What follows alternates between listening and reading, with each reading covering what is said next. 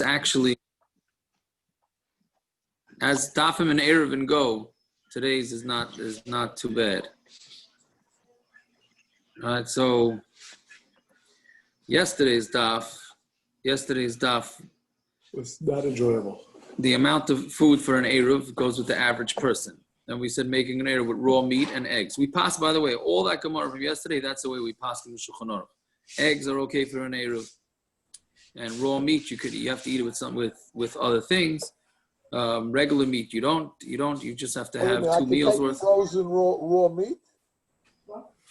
You could take, but if you do raw meat, then you're going to need, you would only need, if you're going to do a raw meat, you actually need less raw meat than if you would do it with roasted meat. Roasted meat, you would need more, because roasted meat unto itself is a meal. Raw meat needs bread.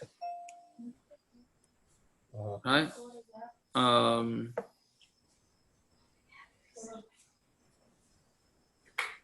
Fine.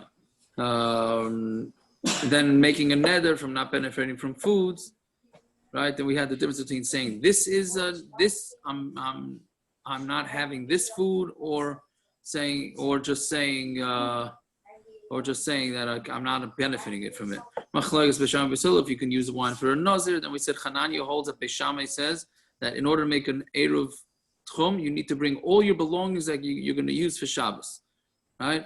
And then we had the machlokes with Sumchis, right? Sumchis holds a nazir. You can't make an Eruv for a Kayin, for a Yisrael with Truma, but you can.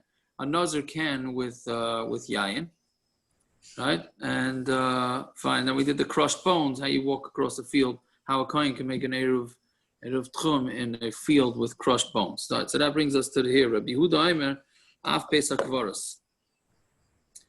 Here's a kohen Gemara for you, Landa. Yeah. So Rabbi Yehuda Aimer, af pesach kvaros. So Rabbi Yehuda says you can even make a eruv for a kohen in a pesach kvaros. Right, so we said the reason why you can do it is because basically you can carry the kohen, right, in a box, right, whatever. The pshita teva migdal is two different types of boxes, right, and you'd be able to. He would not become tummy, right? So now there's a question of exactly how is this box thing working? How's it working? As long as you're 4 amas away, what's the issue anyway? I'm just saying. The what? As long as you're 4 amas away, what's the issue anyway? I'm saying you're talking about over graves. The box would help. Yes, a box would help over graves. Yeah. Right, but what is he climbing into this box? I don't know. You tell me. Or they're carrying the box. Well, what they heard from at the OL is that they carry a box around them. That's a different thing. This is the box is going in the air. This box is going in the air. Yeah, but how is it staying in the air? That's my question. Is That's it like a food? He carries the box. Maybe suspenders. Maybe, and it's not exactly clear how this box is being suspended in the air. Okay, but whatever it is, that's what we're saying. So the kohen does have an ability to get into this cemetery, so therefore you can make an eruv there, right? So kasavar oil zarok shmei oil, and he holds that a oil that can be thrown, meaning a portable oil,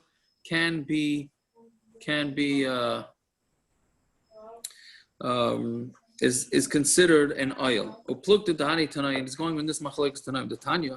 Hanichnas la'aretz ha'amim b'shida teva migdal. Somebody goes into the eretz ha'amim with the shida teva migdal. Rabbi mitama, Rabbi Yosef, Rabbi Yehuda mitar. Rabbi says tamei, Rabbi Yosef, Rabbi Yehuda says tar. Right now, going into the Chachamim made a gezerah that any land outside of Eretz Yisrael is tamei, right?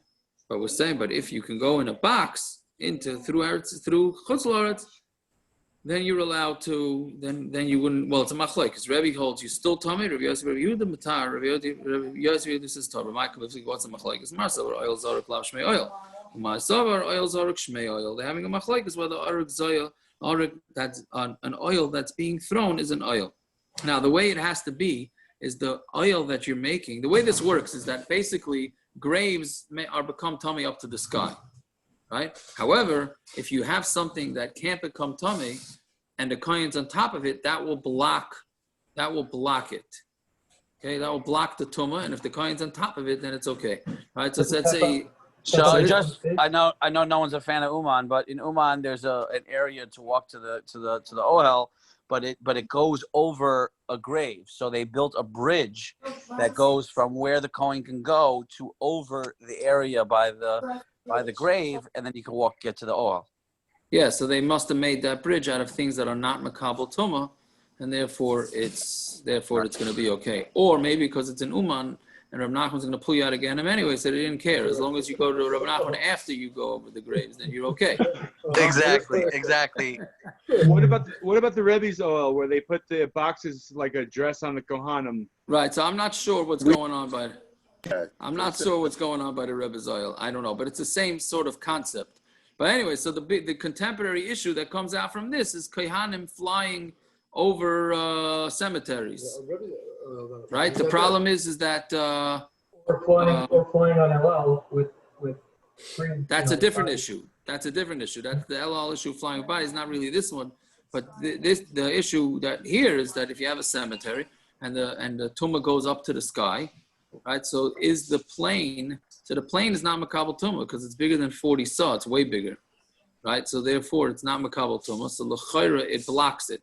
But it's totally in this machlokes. If you hold, there's a cemetery in Cholon, right by the airport. Right, exactly right. So the Cholon, that was a big issue, right? So that's totally in this machlokes. What's the issue with the kohen going? But their bodies Because the tumah goes up into the plane. The plane. If you hold the oil zarek is not an oil, right? What are we paskin? We paskin l'chumra when we try to paskin l'chumra. We do paskin now. It's more makel with the guy. If the graves are not Jewish, that's more makel because that's stama machlokes whether there's too much oil by a guy, which is what kohanim in America are makel like if they have to go to the hospital to visit somebody. So kohanim are saimech on the sfekas because even if it's a guy, right guy in a hospital. Yeah, and then but even that's a machlokes. But that's the issue. Oil zoruk, a plane is an oil zoruk. What about the bodies in the plane, like when they go on? Yeah, so then you can also rig it. There's a tefach of space, and there's different machlokes. Some wanted to say actually, Uri. Some wanted to say that there's the carpeting in the plane. You have the bodies in the bottom, and then the carpeting in the plane acts as a barrier between the tumah and the rest. But I think that was not accepted. I don't think that was an accepted opinion. I know, but it's not whatever. The whole thing's complicated, but whatever it is, we had a similar Gemara earlier with them jumping over the graves also. Correct. Yes, that was in brachas. No, it was here. It was in Eruvin. Was it in Eruvin? In the earlier Gemara with them jumping over graves for something. They were jumping over graves in order to see the king. Yeah.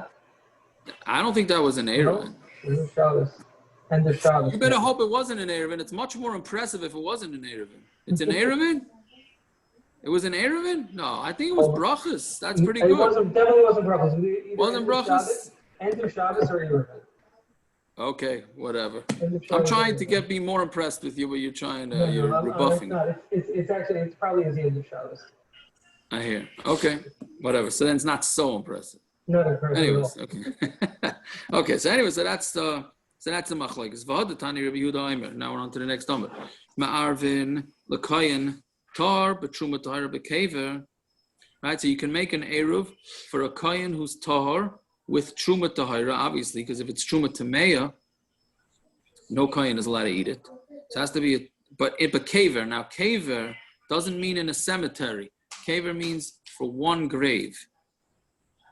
Right? So heichi ozel. The Gemara asks, so how can you make this eruv? How's this kohen getting on top of this one grave?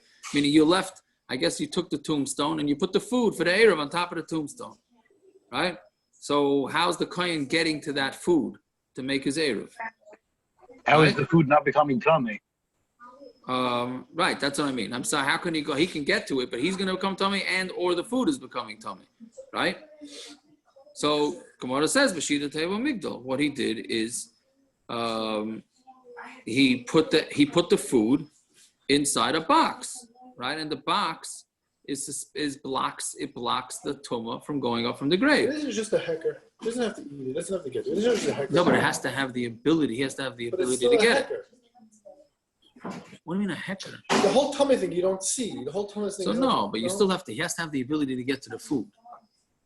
He has to have the ability to get to the food. So it says, "Well, kivan the achsa itmela." Okay, but when you good, so that's how you get the food over the grave. But once you put it down on top of it, on top of the kever, so then it's going to become tummy. So we answer, "B'shaloi huchshara, oy shenilosh v'mei peiros." It's talking about, like we learned many times before, that in order for fruits or food to become tummy, it has to get wet first. So we're talking about with fruits, the fruits never got wet, so therefore they can't become tummy. Or it was made with mei peiros, right? So okay, fine. So therefore the food wasn't shaykh to become tummy.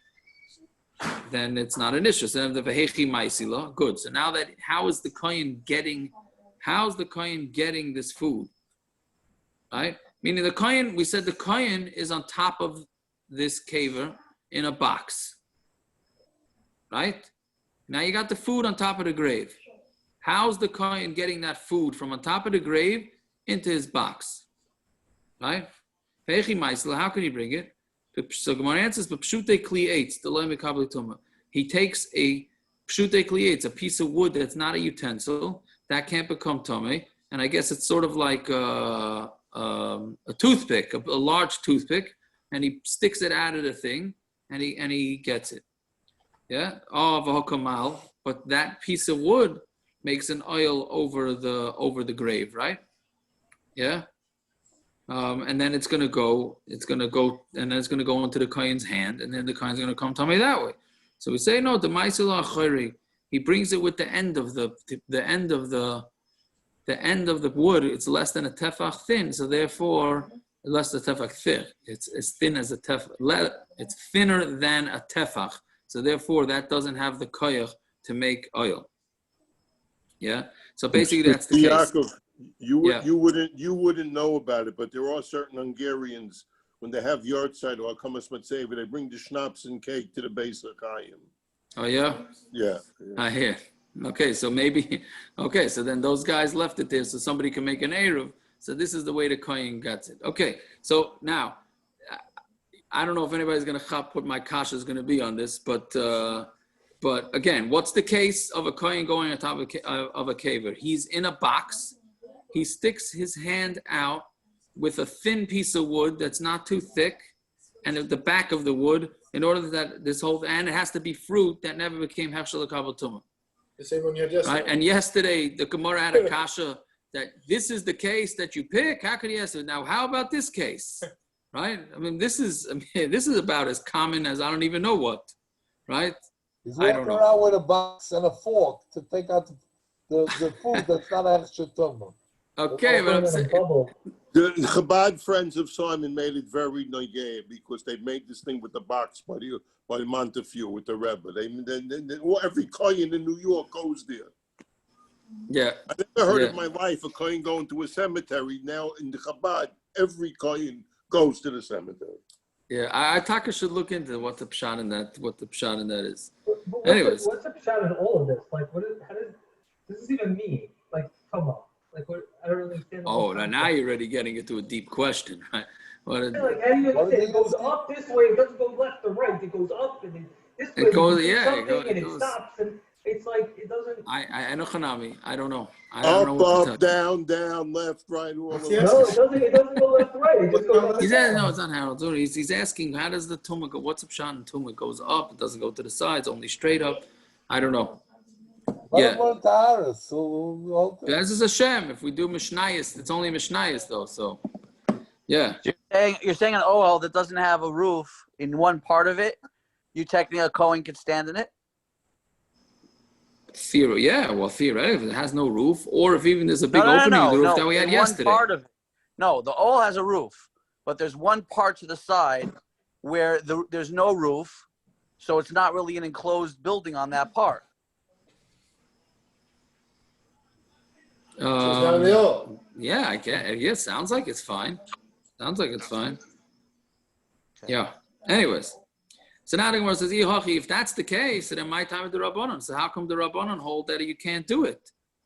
Why wouldn't, if it's as strange a case as it is, why wouldn't the Rabbanon allow you to make the Eruv there? Right?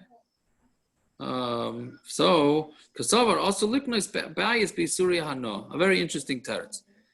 They hold that you're not allowed to be kaina a house, and making an eruv tchum is essentially like acquiring a house. So they say it's also to acquire a house with isur hano.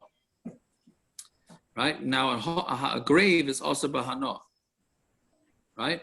So therefore, by what you're going to be benefiting from it by being able to make your eruv there. You're benefiting from a grave.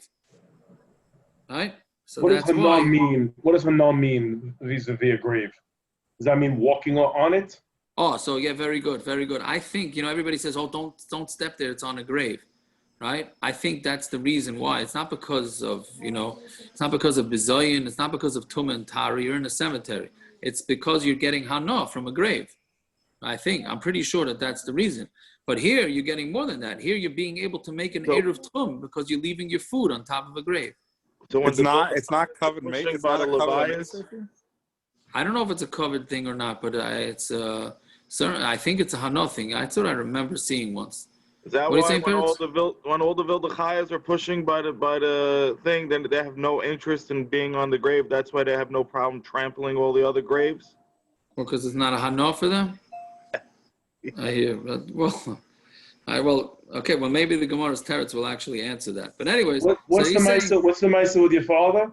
Is when he jumped into Rav Shlomo's grave because the stones were coming? Right. It wasn't in the grave. It was on top of the box. It was on top of the. No. It was in the back of the van. Yeah, he hated that story, my father. I mean, he loved it and hated it because people's like, oh, throwing stones. He jumped on top of the aron in order to protect the aron. He said, I wasn't trying to protect the aron. The aron, I mean, he was nifter already. I'm the one that has to try and stay alive. Whatever. But anyways. Yeah, so anyway, so it's also bahana. So how can you make an eruv there? So Mechlal Rav Yehuda Savar mutter must be that Rav Yehuda holds that it's mutter to benefit from a mutter to get hana. Kasavar mitzvah. So then he answers kasavar mitzvah lav lahenas ninu. No, but he holds that mitzvah lav lahenas ninu, right? A rule that everybody is aware of, right? There's no such thing. Meaning, mitzvah lav lahenas ninu means that that's not considered hana, even though you're getting hana. Right, but that's not called hana. Since it's hana of a mitzvah, that's not called benefiting. But we know that Rava said mitzvahs are lav lahenas nitnu lemakatanoy amr l'shmaitze. Why don't we say it's a machlokes tanoim? Because clearly this is a machlokes tanoim here, Rav Yehuda and Rabbanan. And if we're saying that the machlokes is whether mitzvahs lav lahenas nitnu, meaning the point is that you're making an eruv tchum on top of a grave. So the machlokes comes out that it's whether it's mitzvahs lav lahenas nitnu or not. So let's say it's a machlokes tanoim. So, and which wouldn't be, because why would Rava put himself into a machlokes? If you held, this is a machlokes way later in the Masechta, whether you're allowed to make an eruv tchum for any reason or only for a dvar mitzvah. We paskin lemaisa that it's only for dvar mitzvah, right? Now the problem is not the problem, but what you do is you fit everything into a dvar mitzvah, right? Oh, I need to go to the lake on Shabbos afternoon because it's very, very relaxing. Oh, so that's a mitzvah, right? So basically, you can fit anything into dvar mitzvah, but the bottom line is, in order to make an eruv tchum, it has to be for a mitzvah, not stam for no reason. But anyways. So if you held that you can only make an eruv for dvar mitzvah, then everybody would hold mitzvahs lav lahenas nidu. And this would be the machlokes. The machlokes would be whether you can make an eruv for dvar mitzvah or not. And the other one holds that you can make an eruv even dvar rishus. But then you have the same question. Rabbi Yosef says you can only make an eruv for dvar mitzvah. Let's say it's a machlokes tanoim, right? Because now we're saying that it's the machlokes between Rabbi Yehuda and the Rabbanan. Everybody holds you can only make an eruv for a dvar mitzvah. And everybody holds of the rule that mitzvahs is not considered hana. This is the machlokes. Marsavar kivan the konale eruv loy nichale the mintira. once you get your Eruv, meaning once you get your Eruv on Friday night by Bein Hashmoshes, right? You don't need it anymore.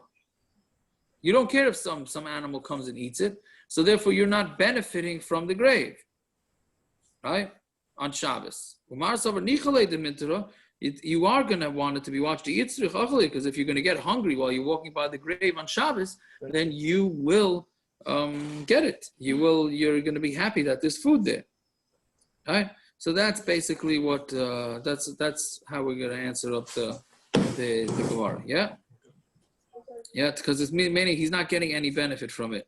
I'm not exactly sure why. Isn't he getting benefit from it right before Shabbos? Huh? So yeah, you're saying he's benefiting from it, but it's before Shabbos. Yeah. Anyway, Okay, but doesn't he need it? Doesn't he need it for his Eruv? So isn't that his benefit? Right, that's what I'm saying. So he is benefiting from it. Even on Shabbos. Does he need it to be there? So he doesn't need it. So it's saying once it's chal, the Gemara is really saying a lumdish thing. Once the Eruv is chal, right by Bein Hashmoshes Friday night, then he's done with it. Like, what have you done for me lately? And he's done, and then he doesn't care about having it on the grave. Oh, but it was on the grave. Why? Because it was Makabel Shvus? Yeah. Once I thought you said if someone eats it, he can't. If someone would go and eat it. No, as long as it's there Bein Hashmoshes, it's okay. After that, the Eruv chatzeiros, maybe you have a problem, not an Eruv tchum, right? So he doesn't care about watching it. So how's the Makabel Shvus? By Bein Hashmoshes, as long as it's there Bein Hashmoshes, then that's enough. He doesn't care. No, he doesn't care about it being there the rest of Shabbos. So therefore, that's not called benefiting from the grave. Right? Fine. Okay, so that's a pshat. So now Zok the Mishna. Ma'arvin b'Demai, we pretty much had this Gemara at least once before in Shabbos, and we'll have it a few more times, Bez Hashem and Moed. Right? So you're allowed to make an Eruv with Demai. Right? Demai is food, fruits, whatever from what do you call it? From an abikar. So Amoritz, so we're afraid that they don't, right? Take off Maisa. We're not sure, right? So therefore, it's a D'Rabbanan. So you're allowed to make an Eruv with Demai. Uve Maisa Rishon Shenotl Trumasoi. You're allowed to do it with Maisa Rishon that the Truma was taken off of it. We'll see in the Gemara exactly what that means, because seemingly it's Pashut, Maisa Rishon that had Truma taken off, so everything's fine. It's Maisa Rishon and Truma removed. What should be wrong with it? Uve Maisa Sheni, right? That's what you take up to Yerushalayim. The hektish, and if you made something hektish and you were paid it, and Kayhanim do it with chala. Avaloi b'tevel, you can't do it with tevel, which means the truma was not taken off. Avaloi b'ma'aser rishon shaloi not lo trumase, and not with ma'aser rishon that truma was not taken off. Avaloi b'ma'aser sheni, and not with ma'aser sheni v'hektish shaloi niftu. Both ma'aser sheni and hektish that you didn't redeem it. So again, these are all pashut. Of course, why should you be able to? What's B'Kahanim b'chala? Right. What does the Kahanim b'chala mean? The challah that they're given, the hafrashas challah that the kahanim are given. Also, why doesn't it say it on the back end, on the end of the Mishnah about kahanim? With I think that goes under the category of tevel, right? They come to teach you something. Why are these things pashut, Reb Tziyach? Why are you saying they're pashut, that they're good? No, the first cases in the Mishnah seem to be all pashut that you'd be able to. Well, right? you can't Ma'aser sheni.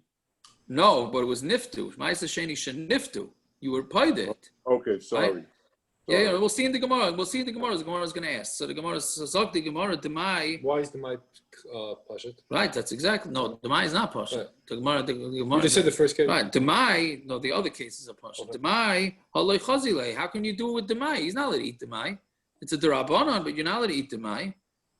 So Gemara answers, Migudi boy, mafkir l'chatzeiros. Because we know that Aniyim, when the Chacham made the Gezer of Demai, they said poor people are allowed to have it, right? So you have a miku. Worst comes to worst, if you're really hungry for that, or you really need to make that Eruv, so you'll make all your belongings hefker, and now you're an ani, and then you could eat it, right? You can make it hefker stuff on Shabbos. You can make it stuff. You're going to be mafkir your house because you want some truma. Just for the sake of this Eruv? For either one, He's, Eruv or Stam, you could always he's do going it. to see Moshe Rabbeinu, who's in the next town for Shabbos. He has a chance to see Moshe Rabbeinu. So he wants to, he wants to Why see can Moshe Rabbeinu. He doesn't want Why to can you eat the just Wow, that's meat. nice. He Wow, wants that's to see nice. Moshe Rabbeinu. Or even better, your Rebbe. Or you Rebbe, or you want to go to the oil.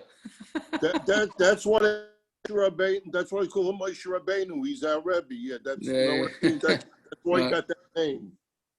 Why is Well, this was mafkir enough? Say, why can't I just say migu that he could take off meiser from it, and no one? because you can't take off the meiser on Shabbos. You would not allowed me. You can't take off the meiser on Shabbos. You have to do it in migu that he could be. This was a COVID. This was a COVID shayla with all the tefillas kalim, right? You're allowed to Anybody that mafkir kalim that they needed properties the on toivel, Shabbos? so the poskim said that they could be mafkir. You can be mafkir on Shabbos because there's no kinyan involved. You can be mafkir something on Shabbos, right? So it's the same thing. You be mafkir. How you mafkir? You have to be mafkir in front of 3 people, etc., right? But it has to be legit. So I know Rav Hershel Schechter in his psak with the being mafkir, I think that the Star K was not as machmer. Don't quote me on that. I'm not sure, but they had said just take it in front of 3 people and be mafkir it, and that's enough. I think Rav Hershel Schechter was telling people you got to put it out on the sidewalk. He did. Let's say you had a He new did. He said you have to put it outside, and actually people in Boca before Pesach, they put it outside, and they put it in chests, things are outside and they're hefker, and people came and took them. Are you serious? Yeah. But what I don't get is if you're in a community, near the ocean, go use the ocean. Yeah. How can you use that answer if you have an ocean? Yeah, that's true. Okay, that's a kasha for Namaisa. But the next guy has to do the same thing. Must be a lot of achdus over there in Boca. Does the next guy have to do the same thing? It was one person. But listen, it's like the story of selling the chametz. Does the guy actually come in? Right. So now you know it actually. Okay, good. Adarabba, that's what you do. You be mafkir. So here Here you'd have a lot better. He's being mafkir his house and all his belongings and everything. You could really make out like a bandit, right? Anyways, but that's what it is. So that's what you can have Demai. So hashtanami chazile. So since he couldn't make himself into a honey, so now also it's good. These are cases where you can do it theoretically, right? Theoretically, yeah, you don't have to. No, right, you don't have to. Because this is a quote unquote.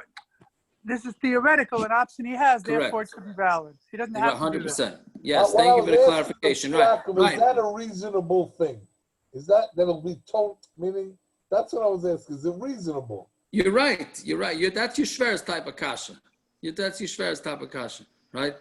It's a good kasha. I'm saying, is that a reasonable thing that a guy's going to be mafkir all his belongings, right? So, but with Eruv, and does it make sense that two? Is it? I mean, what kind of I'm going to give you a balabatasha answer that it's not really an answer. I'm going to answer you with a question. And 2 meals for, let's say 1,000 people want to make an Eruv tchum. 2 meals is enough for all 1,000 people, right? That's all you need. Does that make any sense? I don't know, for some reason, the whole Eruv is a theoretical. The whole Eruv is a derabbanan. So the whole thing is a theoretical thing. No, so it has over there you're being taking something that's you're being makabel makom like that.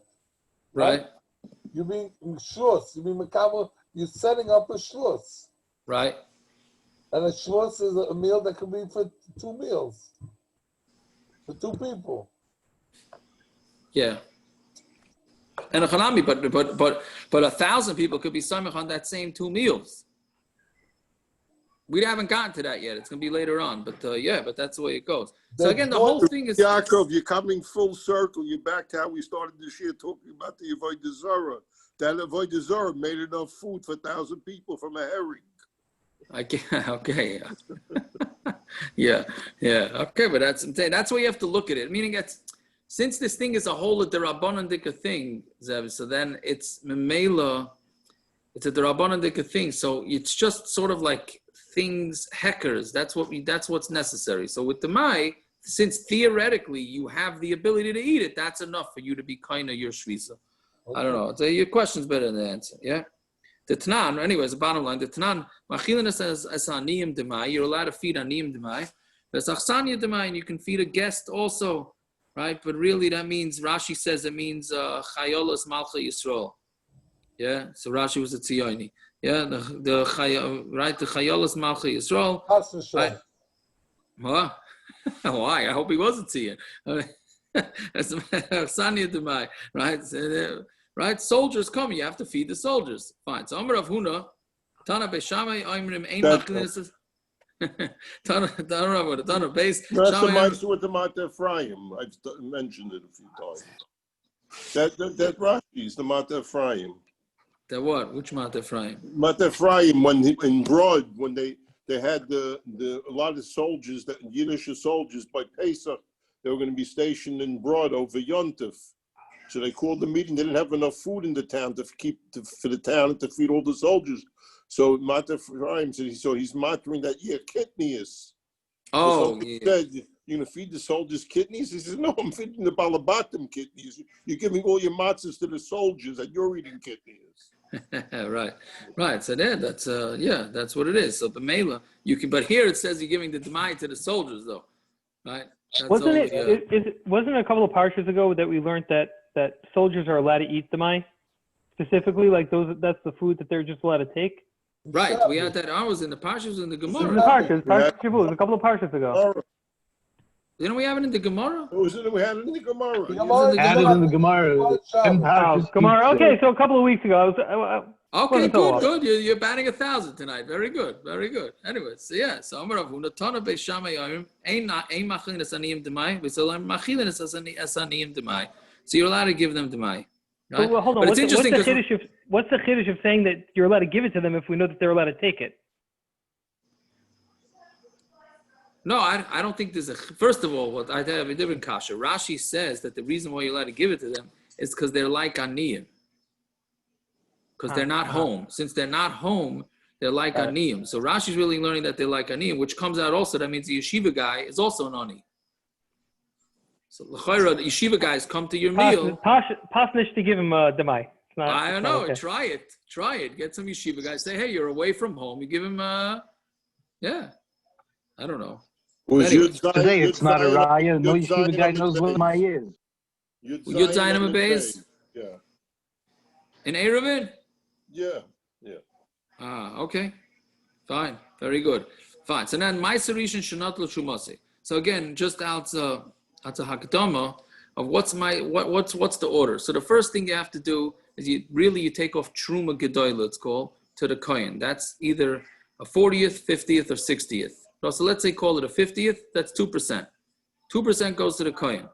After that, 10% goes to the Levi. Right? And then from that's Ma'aser Rishon.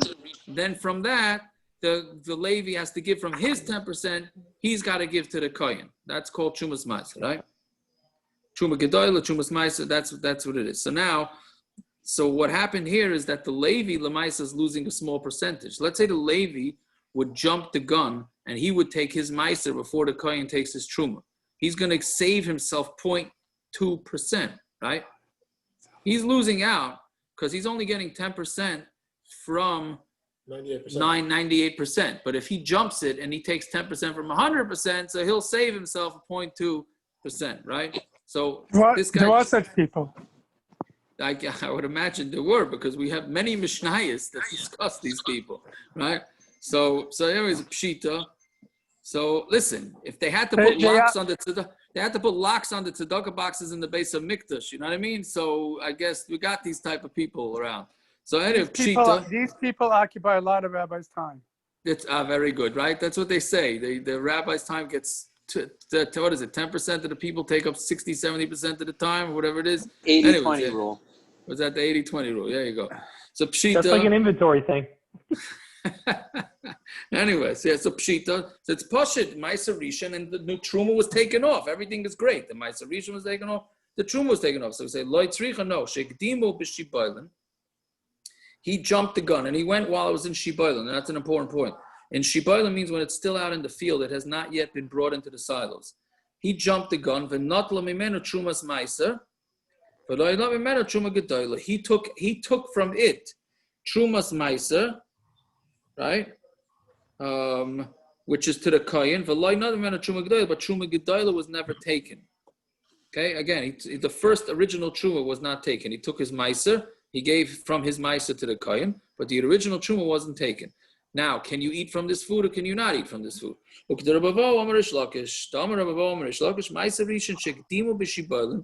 Let's say you took the Ma'aser Rishon and you went and you jumped in, and the Levi went and took his 10% from when it was still stalks in the field.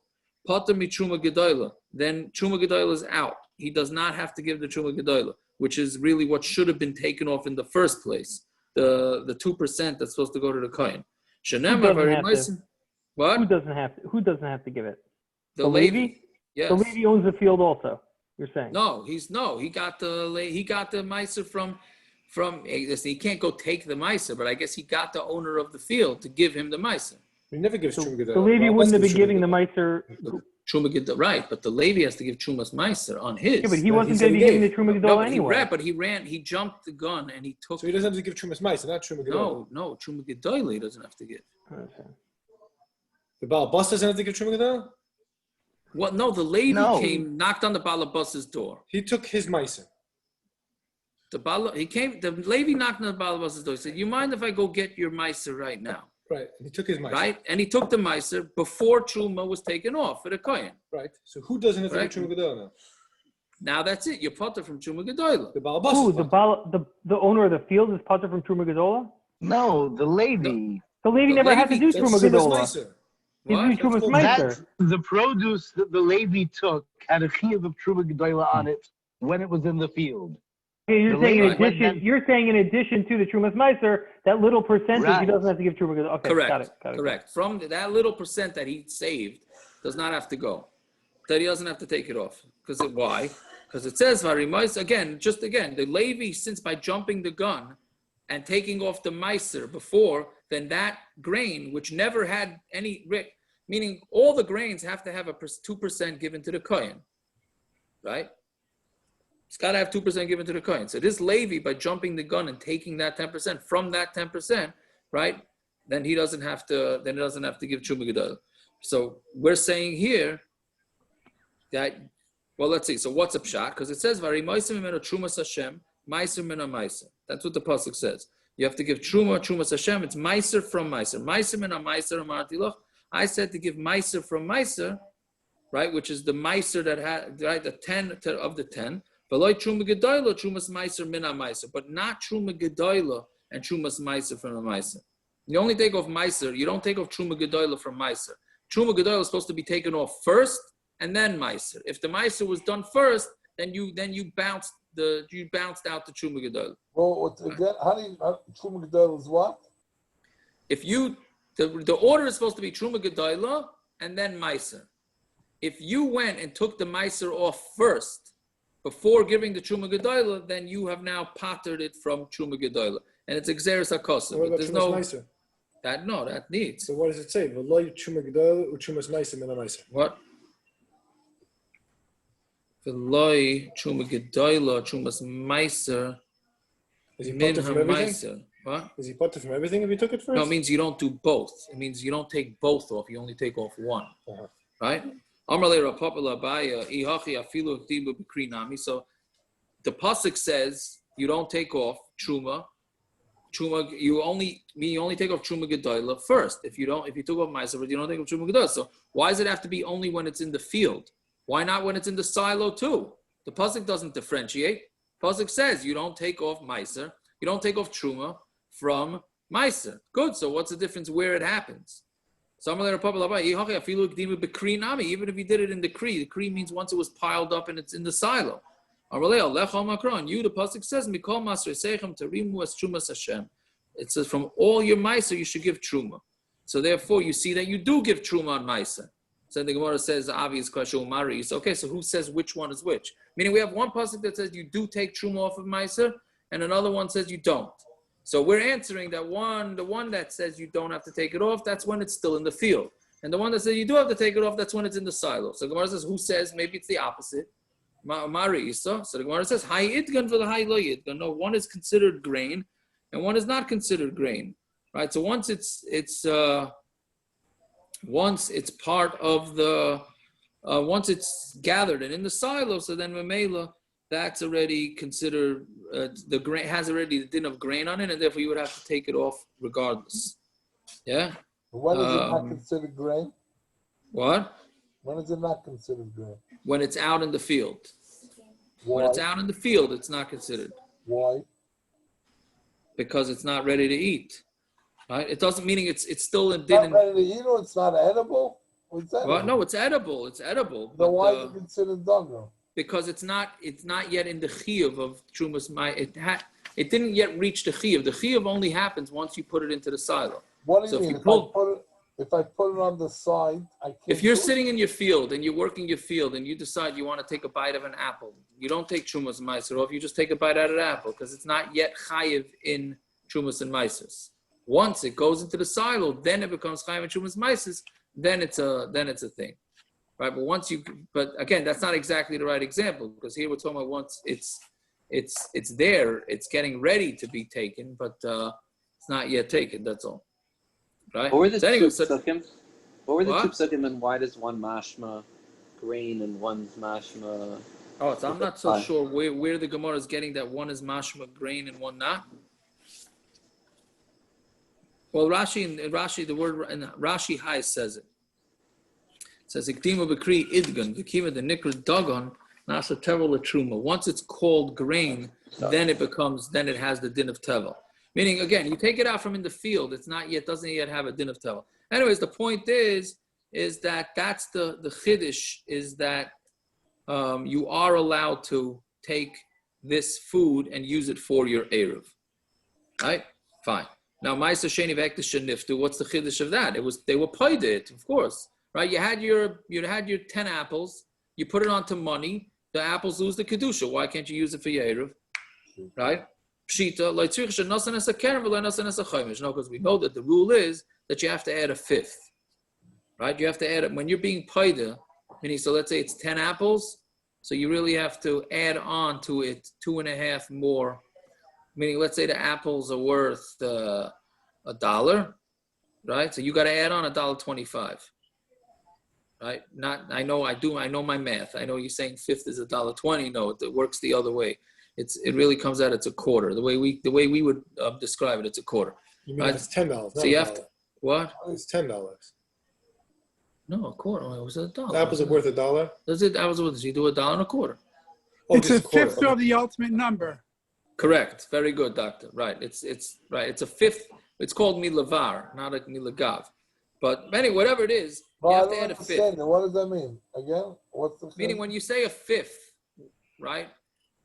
What you want is that the end result should be that whatever number that is that you're doing is 1/5 of everything. It's complicated. I'm saying basically a quarter, right? You take $1, you split it into fifths, so that's 20. Right, that's 5 20s, right? But really, what it is that you take $1.25 and split it. Meaning, if you're taking a quarter, you're taking $1, you're splitting it 4 ways, and then you add it on to $1. So it comes out that $1.25 makes it that 25 is 1/5 of $1.25. Whatever it is, the point is that's not negated to our sugi right now. But we're saying you didn't give the fifth, you didn't add that extra fifth. You just did the keren. Yes, you did it wrong. You saved yourself 25%. But the bottom line is it still works. It still loses its hektish, and you're not using something from hektish. Fine. But so you're not allowed to do it with tevel. Pshita, of course. How can you do it with tevel? It's also for everybody to eat. It's talking about with something that's tevel midrabanon. The things grew.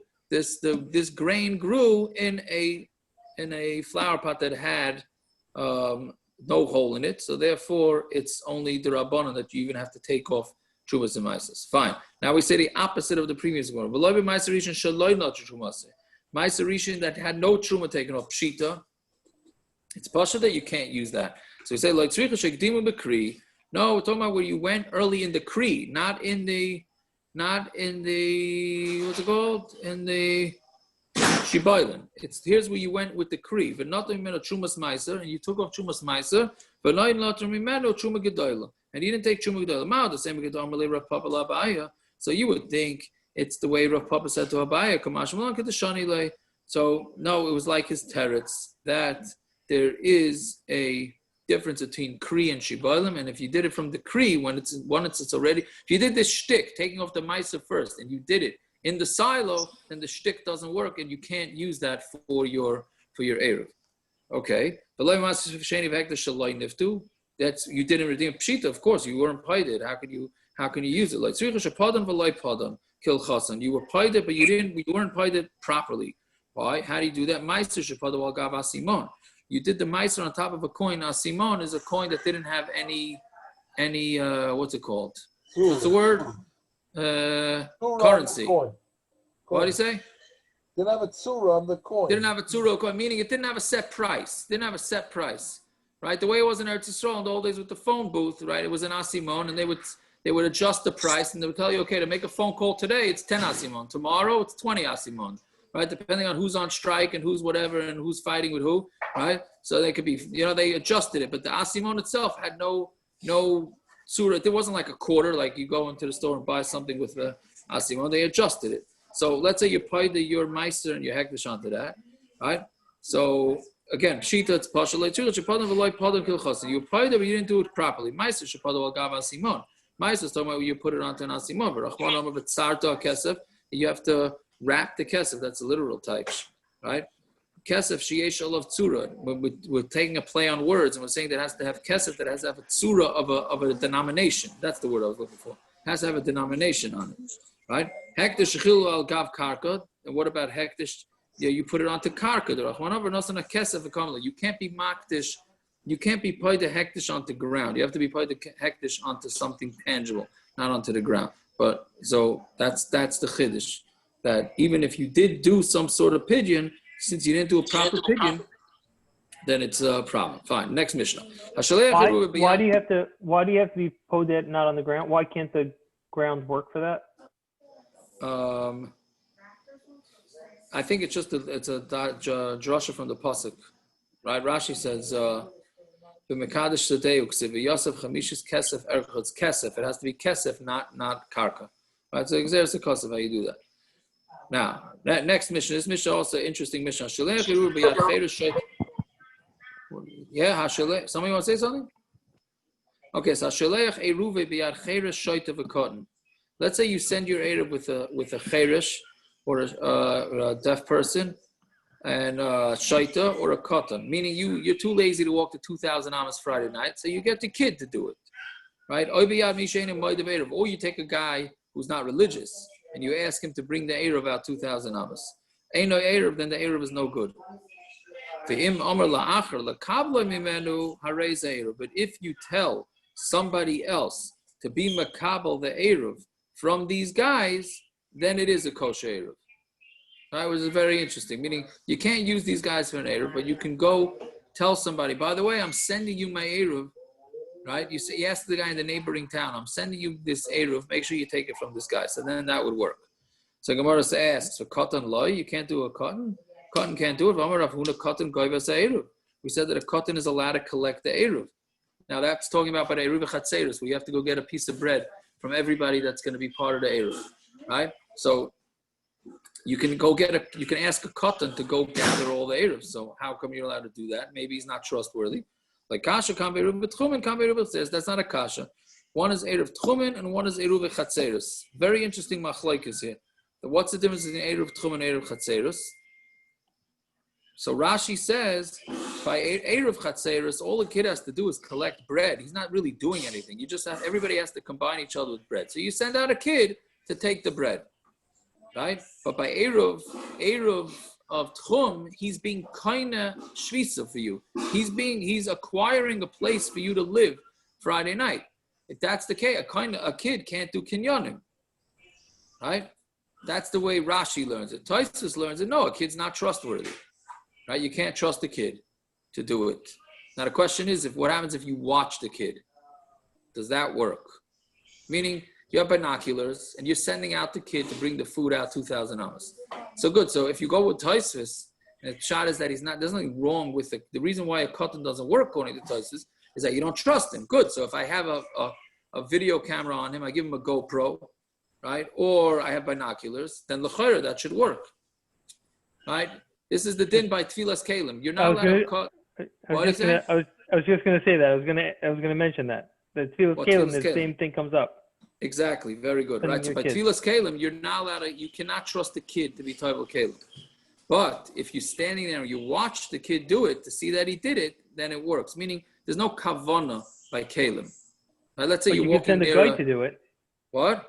Can't you send a guy to do it? You can ask a guy too, because as long as you see the guy doing it, you can't trust the guy. Right. You can't trust the katan, you can't trust the guy. Meaning, if there was kavana by tefillah, then you wouldn't be able to use a guy or a katan.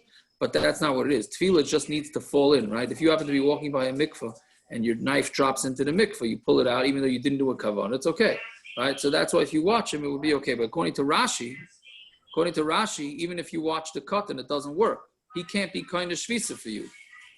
Right? According to Taisus, it should work if you could see him. Okay. Who's that? Man. Kusi. That's a kusi who's not Moide Be'eruv. If you ask somebody else to take it from them, that's an Eruv. So Gemara, let's just start this Gemara. You don't trust these guys, right? So how do you know that this guy is going to get to your friend to give him the Eruv? Right? So it's talking about where you're standing and you're watching him. So the Gemara says, so here too, we're talking about where you're standing and watching him. Okay, but maybe he's not going to take it from him. So right, Rabbi Yechiel had said that a chazaka, that a shliach does his shlichus. Right, so therefore, so here too, what are you saying? Even a cotton? No, we're taking the guy is going to make sure to take it from him. Meaning, how do you know that we're asking the cotton part? We said you have to be watching him, fine. But how do you know that the guy is going to take it from the cotton? Meaning, how do you know your shliach is going to do the job? That's essentially what the Gemara is asking. The Gemara says, no, we know that a chazaka, a shliach makes shlichus, right? Okay, we'll stop here because that's the beginning of the sugya for tomorrow. He's watching this kid walk 2,000 amas. 2,000 amas is not so far. 2,000 amas is not so far. The kids need a therapist when this is. That's 3/4 of a mile. How is he seeing that? You can't see if it's a straight down the road. You can't see if the kid's walking. 3/4 of a mile? Well, it depends. If it's straight, I don't know. I hear. Right. It's a fair point, but he obviously didn't grow up with the Steins. Very good. But the question is, does a video? You want to use a practical thing? Does a video camera work? If the guy FaceTimes. Sounds like this would work, right? The whole point is that you just want to make sure that they got there. What about that? Right, but the question is, can they falsify a video? It's interesting. The kid Zicha can fool his father on the video. That's if you're worried about that. Every kid knows the video better than his father. That's true. That's true. It's interesting because I'm learning the sugi of Chalav Yisrael and Yeshifa Rakui Koilo. So I came across from CRC that they quoted Rabbi Yashiv that video cameras would work for Chalav Yisrael, but not a recording. It has to be a live feed. You can't. They quoted Rabbi Yashiv saying that if you have a mashgiach sitting at home watching as a live feed, then that works. But if it's a recording in America or all over the world, no, wherever, as long as it's a yid watching. No, it's not out the Ramay Shechalostam. Just as long as a yid's watching, but he held it has to be live. It can't be recorded. That's what they said. What do you mean? If I'm watching in Taiwan, that they're doing, that's fine, a live feed? That's what they say, B'Shem Rabbi Yashiv, that's fine, but not a recording, though. Meaning, let's say they're milking, most farms, they milk in the middle of the night, right? 5 o'clock No, in the morning, because it's a pachad still, no? Because it's still somebody seeing them. It is, but if they want to claim, the CRC wants to claim in their article that the reason why Rabbi Yashiv wanted it live as opposed to a recording is because if it's live, that's as if a yid is watching it, which is what the takana was, that a yid has to watch it. But once it's recorded, the yid wasn't watching it. And it's very nice that you watch it later. It doesn't fit into the takana that a yid is watching it. So I don't know, here at L'chaira, it's just that you need a proof that he did it correctly, right? So then L'chaira video camera should work. That's what I would think. Can't the live feed be overridden? What? Live feed can't be overridden? I'm saying overridden? I don't know. I guess it could be over. I imagine it can. So wouldn't that make the Chalav Stam a lot easier? Just put in a camera, you can get rid of all Yes, the so Chalav for Stam. some reason the kashrus agencies don't want to do this. I'm not sure why. In a way, I wish they would, and I wish they wouldn't. I'd probably pay 1,000 pounds more if they put in these video cameras to Hershey's or whatever. But in a way, I would really be very nice to eat Hershey's, let me tell you. Anyways, what do you want to say, Doctor? First of all, Ben and Jerry's, and anyway, but okay, yeah. More importantly, you can go to Israel, you can eat Ben and Jerry's. More importantly, who is the shaliach they want to trust here? The kuti, the person who's getting it from him. Which shaliach are we saying that we trust will carry out the job? No. We're talking about the guy getting it from him. The guy getting it from them. So we assume he's going to get it from the cherish shoter or katan or kuti, and then we trust that he's going to finish the job. Correct. Why would we not trust he's going to finish a job? That seems to be the Gemara's kasha. It seems like, I don't know why the Gemara is asking that here. Why is the assumption that, don't we always assume a shliach makes a shlichus? That's really the Gemara's teretz. Yes, we assume you ask a guy to do a favor, and you do a shlichus, and you assume that he does it. Especially the Rabbanan, I don't know, it seems like that's pshita almost. I know. The first place in Shas, you have this Svarah. You're saying, so this is the source. You're saying this is the source for the whole thing. I don't know if it's the source, but it's the first place in Shas. If you go in order, this is the first time you have it. I hear. By the way, talking about Chalav Stam, I feel like you've gone almost full circle here. We went from Kvarim being Osir B'Hamel. I don't know why, but I was thinking at the time of I think it's a Chavas Das, maybe, on Taruvis. Not a Chavas Das. The Shach brings it, maybe. The Taz, that a person fell into a vat of beer. If he's bottled, he died in it. Yeah, so what does that have to do with this? But what does that have to do with this? Almost full circle, from Chalav Stam, Taruvis. I hear. That's stretching it, but yeah, okay. We do in this group we do stretching, that's for sure. Yeah, I hear. All right, fine. Interesting anecdote.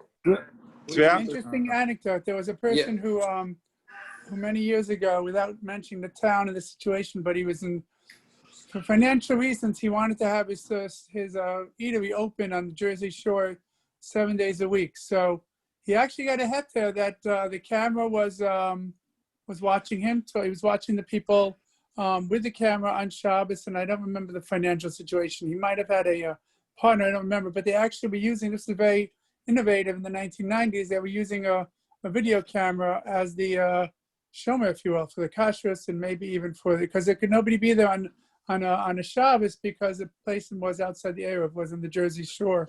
Interesting. And they were back then. They already relied on video cameras. Interesting. Yeah, I don't want to go all the details. The person was very, very, really needed the money, and if you didn't keep it open on Shabbos, then like the most businesses on the weekends in those places. I don't think the business did so well, but I remember this heter, and I don't want to say which Rav and whatever, but I thought it was very interesting some 20-something years ago. That is, yeah, ahead of his time. And also Rav Elyashiv on the Kotel, there's cameras only for security reasons. So a lot of people don't want to go to the Kotel. Other people say, psik reisha de la ichbat le, although I'm not sure that's true because you do ichbat le because you don't want to get killed by a terrorist, which is why they have the cameras there. But I do know that he did request that like every few frames be skipped or something like that. So it's not a continuous running. I don't understand why. And the Israelis refuse to do that. In other words, somehow like every 10th of a second or something, a frame be missed. It wouldn't be noticeable. It wouldn't notice it. It's just some kind of I don't know why. At random. I don't know why. That's where they get the Shabbos light switch from.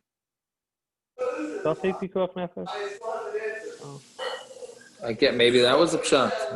Yeah, but if it's Pekuach Nefesh, you don't have to go there. If it's Psik Reisha, why do you have to go?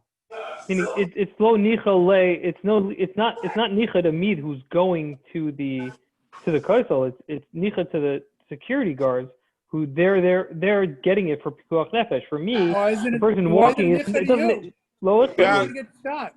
Joe, didn't you tell me one time that the issue with those is not the cameras, it's the monitors? Yeah, it's ksiva on the monitors. Right. Yeah, that's a part of the pro. Yeah. All right. On a yeah. side topic, I went to the for Parrots. I don't know if Parrots is listening, but I went to the party rental place today. I asked them if I can go look at their warmers in their warehouse, and they let me in. The lady came with me. The manager came with me. They wouldn't let me roam around by myself. And I looked at it. There's no temperature dial. There's a temperature dial on the front that shows what temperature the box is, but there's no thermostat control. You can't actually set a temperature. She said that there's a heat lamp in there, and that goes constant. The only thing you can change is that there's a fan above the lamp, and you can turn the dial for how much air you want circulating. But other than that, there's no temperature setting on the box whatsoever. So I'm saying, so you can control the fan though? Yeah, you can. There's a dial for the fan speed, but to circulate the air, but not for the actual temperature. I hear. What are we talking about? So how hot does it get? He's talking about using a warmer to The warm dial, up so the dial goes up to like 200, I think 220. The dial goes up to. But I asked her if it goes up all the way. I don't actually know if it can go up to the top range, but that's what it goes up to theoretically. You're saying to put cold food on Shabbos in there? Yeah, to put cold food on Shabbos. So what about not using the fan? What does it go up to without using the fan? She said, and like I evidently no one's ever asked them this. No one's ever driven them crazy about fan controls and what's it called. So she didn't know. This ain't Williamsburg, it's Phoenix. Right. You don't have a Shabbos one. Right. But there's no temperature control. So is that okay? Abba. Yeah, it sounds like it's okay. We're sure. If opening the door, would you have to put like aluminum foil around the fan? Yes. Why far doesn't dominate 10? He's done.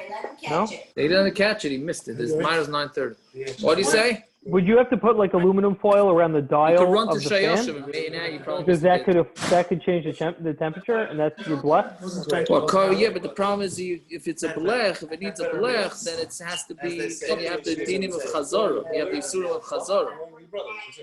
Only if it's a davar. Only if it's a davar lach. Only if it's a davar lach.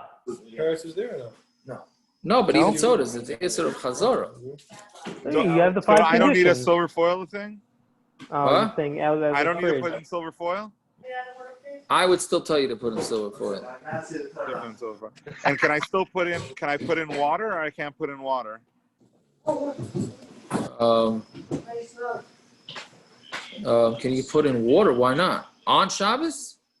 No, I'm saying Parrots' idea was to have buckets of water in there that I leave the meat in. What? That's what you told me. No. I'm sorry. I gotta sign off. You guys fight it out. You let me know tomorrow. All right. Make your sauce. Leave it in a crock pot. No, you said this is what you told me, Parrots. You said to put in the pans, fill the pans with water, and then put my frozen brisket For inside. Shabbos.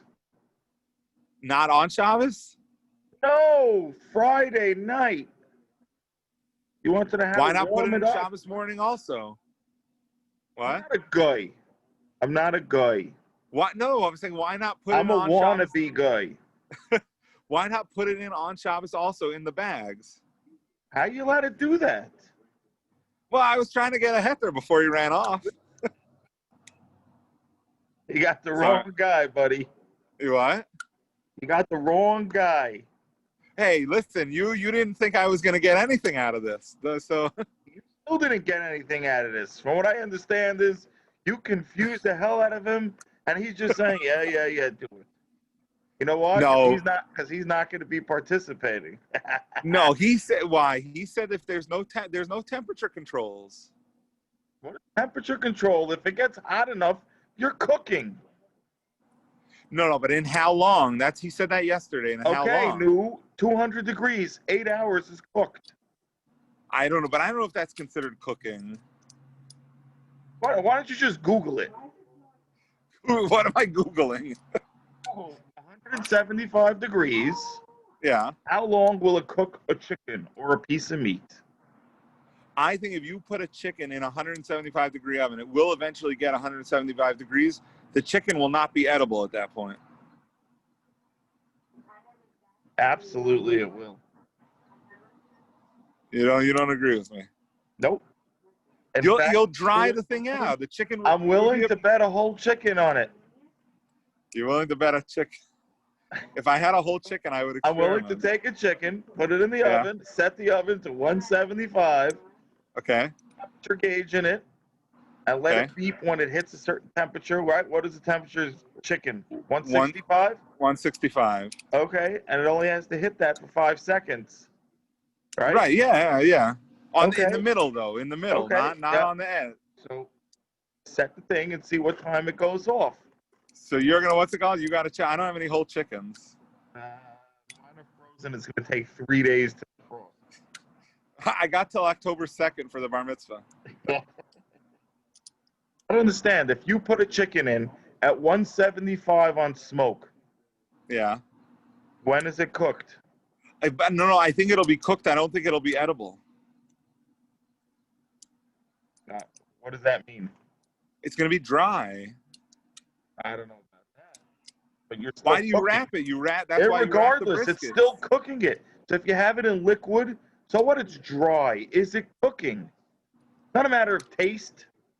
Not a matter of flavor. Are you cooking? What temperature would you like it to get to? I don't care. Is it cooking? Are you? Not at the